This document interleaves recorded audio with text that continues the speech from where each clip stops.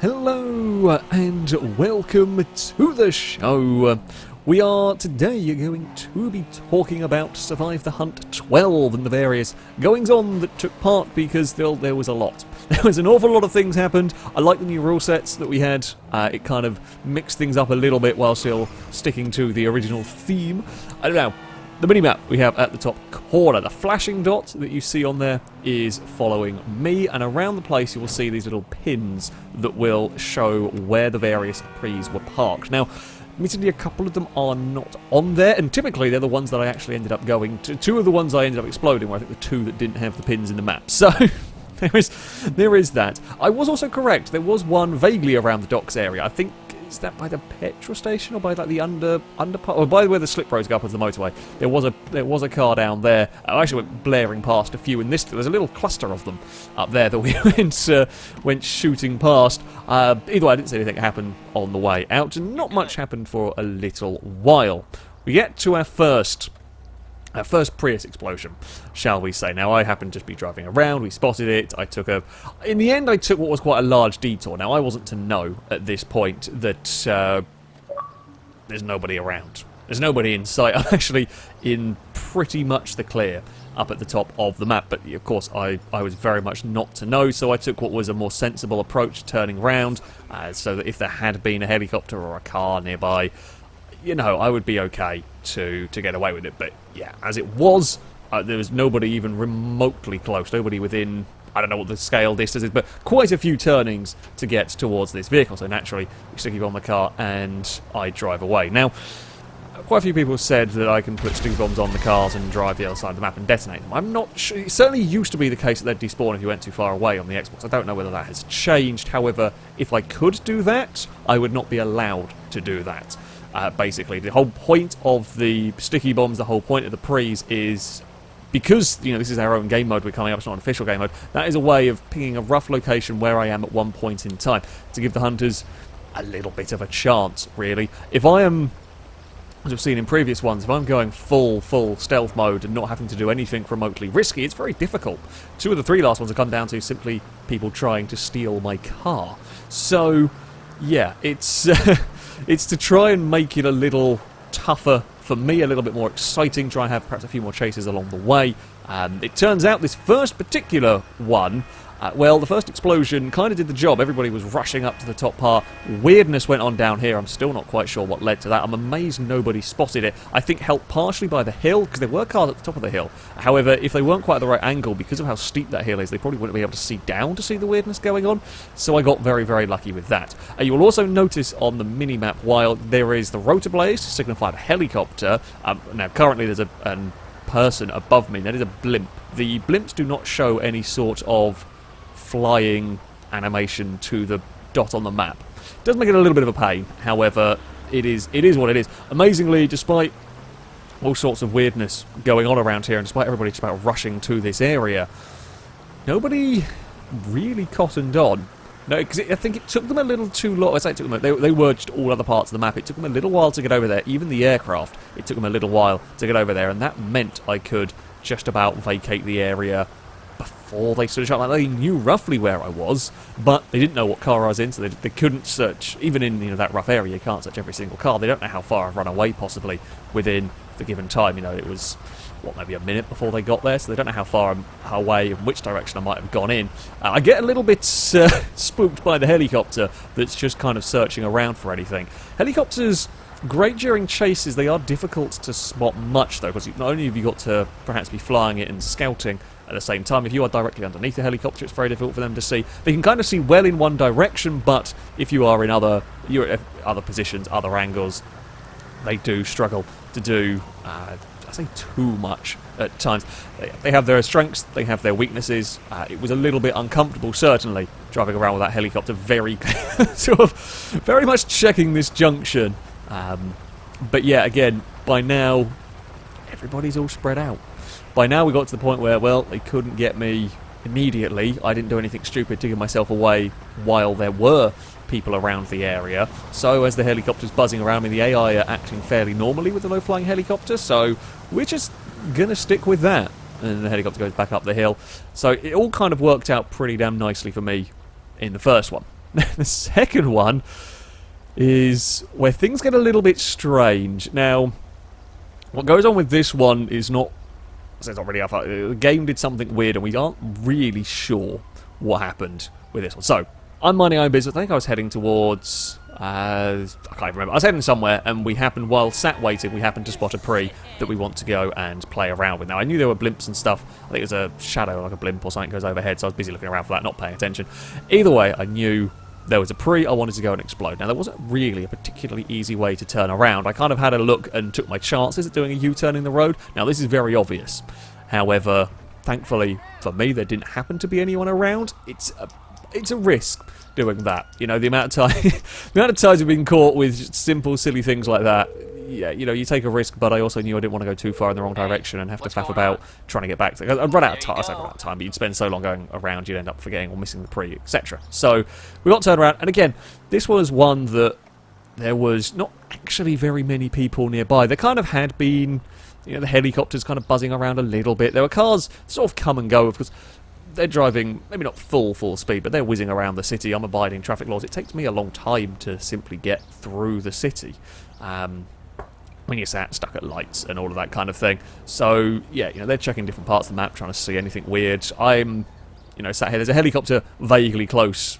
I only know because it shows it up on the mini-map. I had no idea there was a helicopter buzzing. That actually ended up getting quite close. As you can see, it went across the little plaza area. Never noticed it personally, which could have been very dangerous. Hell, if it had been 30 seconds earlier, those lights had changed, I would have been in trouble for this. As it was, though, it didn't. Now, notice as I blow up the pre, there is no messages pop up along the side. There is no, like, bad sportsmanship. There is no, you've blown up a personal vehicle. And that also meant that the person whose car that was never notified their vehicle was blowing up. That's why I got away with this one. Now, we are very much not sure. There was one person who lagged out, whose personal vehicle might still have been spawned somewhere in the world, and there was somebody who made a pink pre, but forgot to put insurance on it, so also technically wasn't their vehicle. It might, again, that may have stayed spawned in the world. However, neither of those was the car that was by the plaza. That was somebody whose it was a personal vehicle, whose it was... had a tracker and insurance and whatnot. So we're not really sure why. We're not really sure why that didn't really have much effect. The helicopter would have heard the explosion. And there were a few cars, I guess, kind of roughly around the area, so heard the explosion. A lot of cars ended up going to the boatyard. And equally, we're still not entirely sure. Can't remember why they ended up over there, whether they just congregated there to get something, and whether they thought they heard the explosion come from that way. Maybe an AI was acting weird.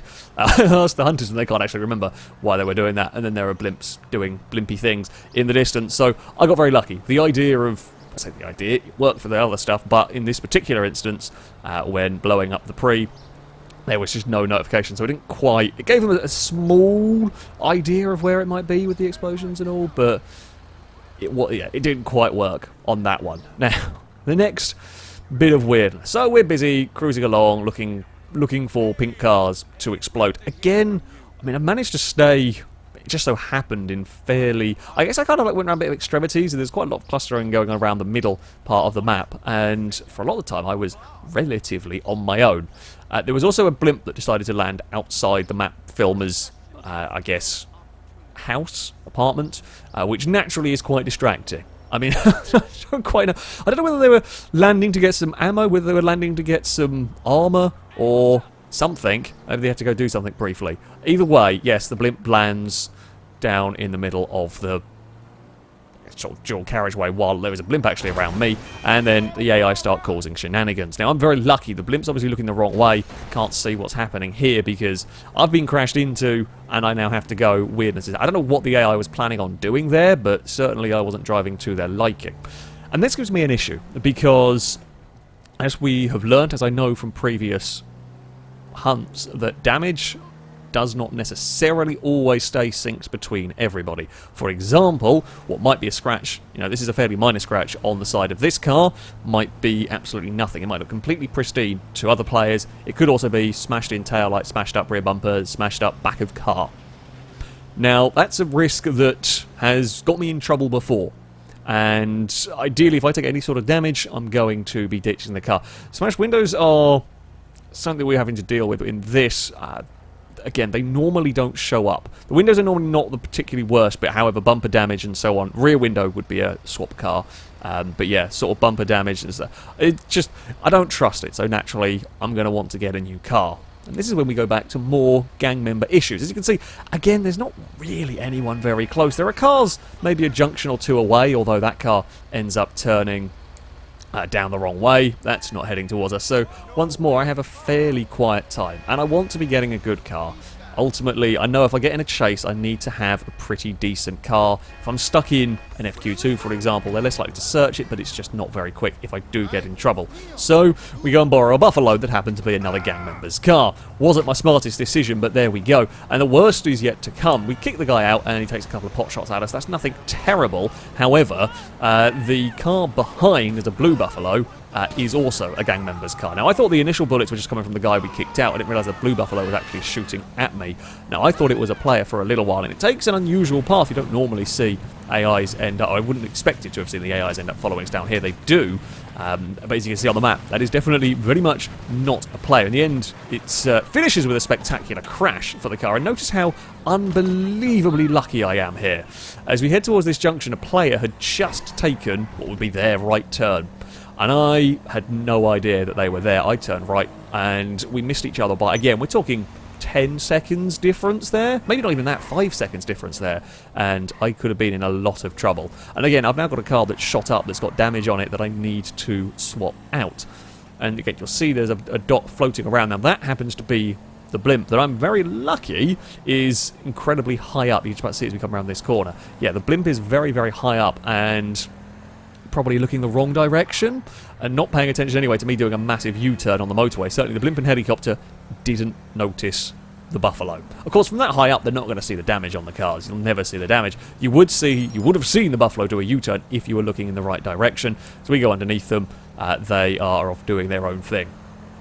That's the second time I've been absurdly lucky down that part of the map with just managing to avoid hunters. The helicopter now does briefly follow me. That's pure coincidence. The helicopter just happens to be going this way. I think it was trying to land on the blimp at one point. But either way, it's now just pure coincidence that it happens to be heading in this direction. Spooks me a little bit, that's for sure. You don't generally want to see the helicopter going along. But I go back to blending in to traffic, and sure enough, the helicopter's off doing its own thing. Yeah, that's an unbelievable amount of luck there. There's a huge, huge amount of luck. I mean, the chase, while it is a dead giveaway if there's anybody even vaguely close, the fact that it happened with so far away from most people, we got, yeah, incredibly lucky. So it was off to find a new car. We swapped out for the Oracle, and everything was going back to being relatively okay. Now, this was a little bit more of a risky one. I was aware that this was a little bit more of a risky decision. While we're sat up here, I see that there is a pre in the petrol station that we can go and blow up. Now, I want to be blowing up some of those. However, I'm also very well aware that there are certainly aircraft around. The cargo bomb is hovering around this area. And now there is a blimp as well that goes past. Now, I'm sort of sat here minding my own business, and I'm kind of aware the helicopter's over in sort of diagonally over in the corner. I know it's around, but I'm also seeing it heading basically away from where the car I want to blow up is. We see the blimp is also heading in kind of that direction, which is what gives me a little bit more confidence. They get a little close in terms of the traffic cars behind me, but not enough, and no one's quite close enough to really test. I lose track of the blimp, and that is one of the problematic bits for me. I lose track of where the blimp is. I think it's gone off with the helicopter down the other way, so I think I am relatively safe when we come down here. I'm not as safe as I would have liked to be. Now, the dot that's ahead of us is the gauntlet that will come... yeah, I think it must be the gauntlet. Anyway, there's a gauntlet around we know is very, very close to this. So we chuck out the sticky bomb. I should actually shoot by accident there before throwing out the sticky bomb. We get the car. I think the gauntlet heard the shot and turned around to go and investigate it. We then blow up the pre, so that thing has exploded. Now, I'm going to pause this just briefly. Notice the gauntlet as a player car is heading in slightly the wrong direction. It will turn around. Notice the road markings here. Me, you know, trying to get away from a big explosion from the area, has a very quick glance, sees that we are supposed to be able to turn right.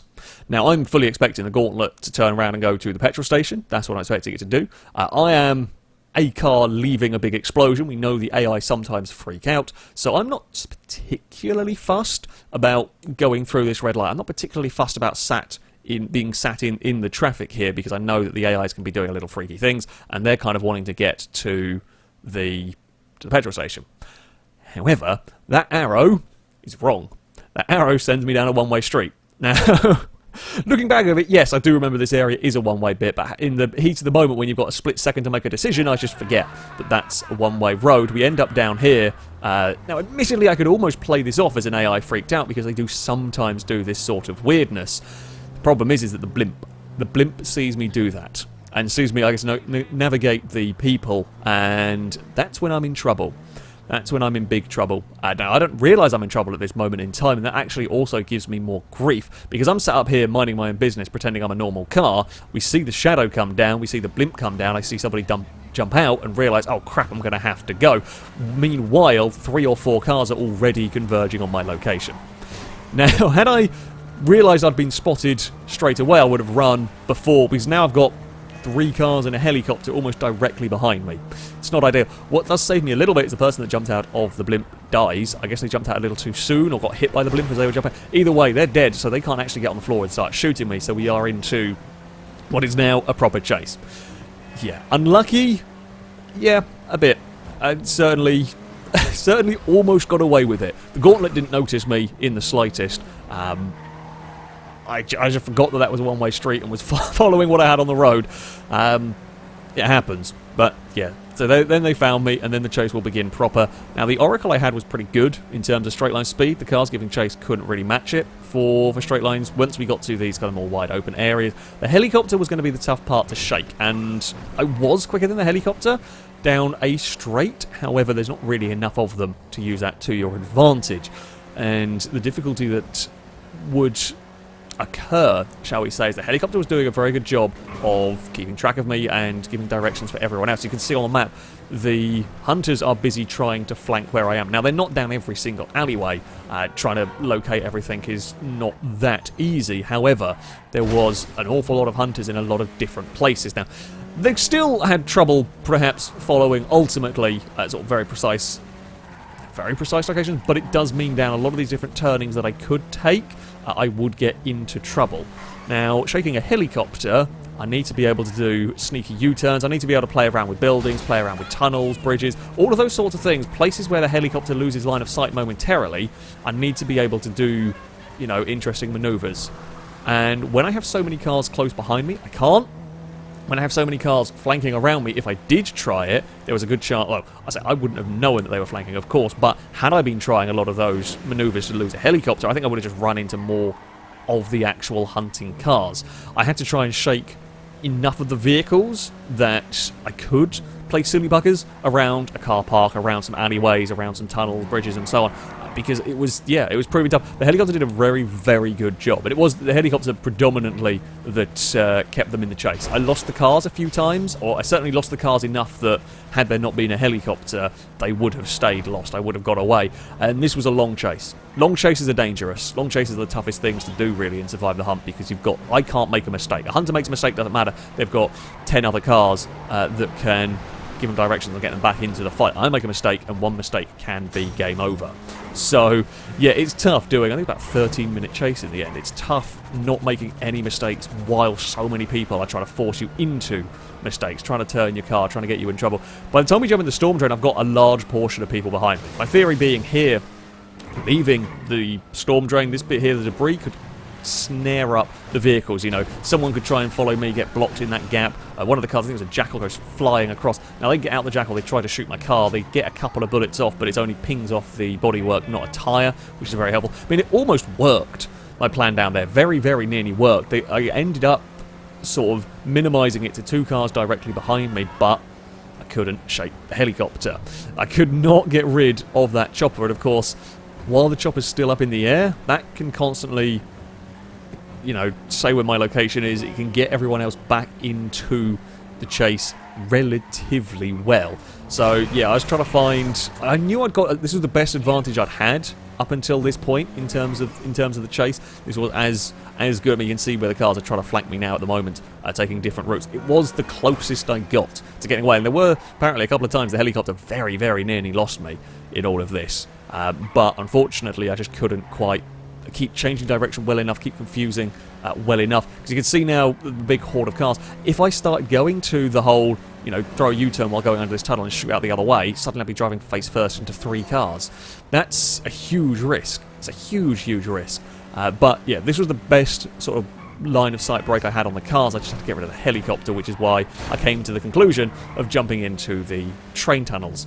Now, we've used this method before. It's a way to get rid of the helicopter, and sadly the helicopter saw me go in. For a minute I thought I'd lost it. It's very difficult to keep track of air units. You can't really look the camera up when you're driving, but I did see the helicopter had watched me drive into the tunnel.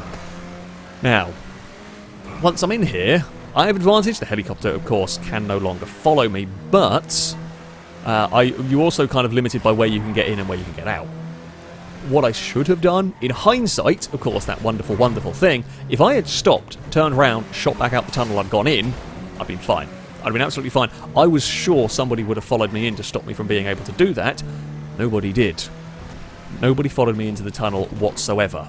As you can see, everyone was busy racing to the airport. They knew roughly where the train tunnel was going to go. I could have actually, probably should have actually got out at the first train station, the first metro station, because then I could have got into the car park. I think that's the one in the car park. This is the one by the... Oh, no, maybe that's... I don't know what one that is. Oh, no, I know... maybe.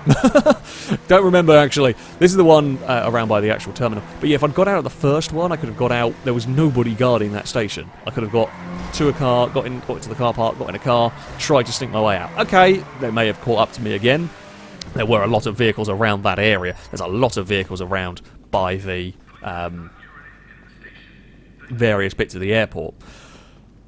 However, thankfully for me, a lot of them actually went for the wrong subway station. Again, I was quite lucky here. There was a lot of them searching for different ones and thinking I might end up taking different routes, taking different, you know, exit points. One guy does end up heading down towards the correct area. It's actually relatively clear around the airport by this particular point, as they're not 100% sure where I am.